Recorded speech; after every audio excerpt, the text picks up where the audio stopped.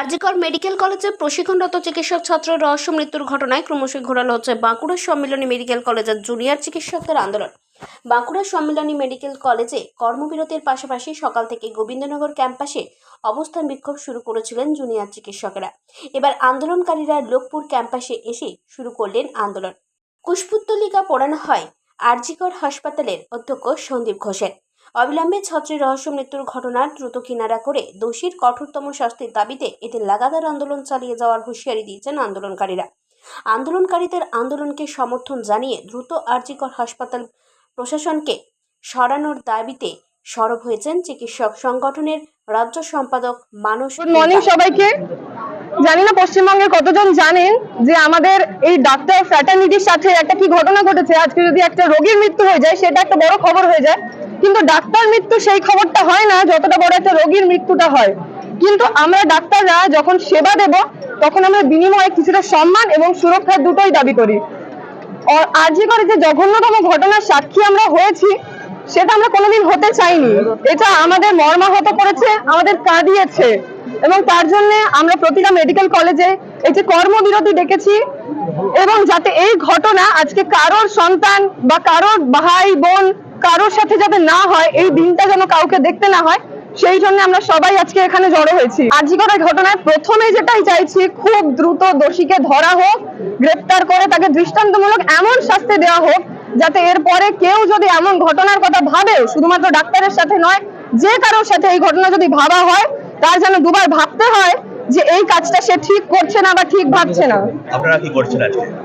আমরা আজকে একটি কর্মবিরতি ডেকেছি, কিন্তু যেহেতু আমাদের কাছে পেশেন্ট একটা ইম্পর্টেন্ট সাবজেক্ট, তাই আমরা আমাদের ইয়ারটা খোলা রেখেছি যাতে পেশেন্ট বেসিক পরিষেবাটুকু পায়, এবং আমাদের বাকি কাজ আপাতত বন্ধ আছে। যতক্ষণ অবধি দোষীদের ধরা না হবে আমরা এই কর্মবিরতি চালিয়ে যাব। কারণটা কি সেটা তো আপনারা সবাই দেখতে পাচ্ছেন। আজকে একজন ডাক্তারের সাথে হয়েছে, প্রপার কলকাতার উপর একটা সব থেকে বড় হসপিটালে হয়েছে, সরকারি হাসপাতালে হয়েছে, যেখানে 24 ঘন্টা পরিষেবা চলে। সেখানে একজন ডাক্তার রাতের বেলা একা ডিউটি করছেন, আর ভোরবেলা তার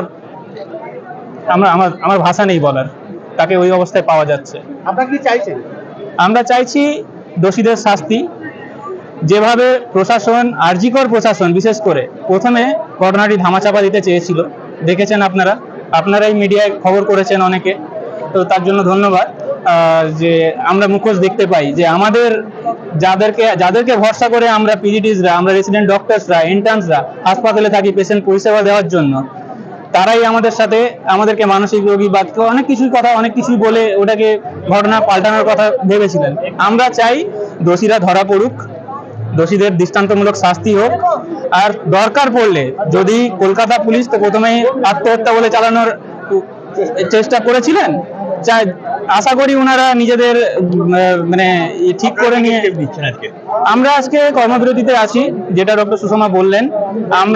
আমাদেরও কিছু দাবি আছে।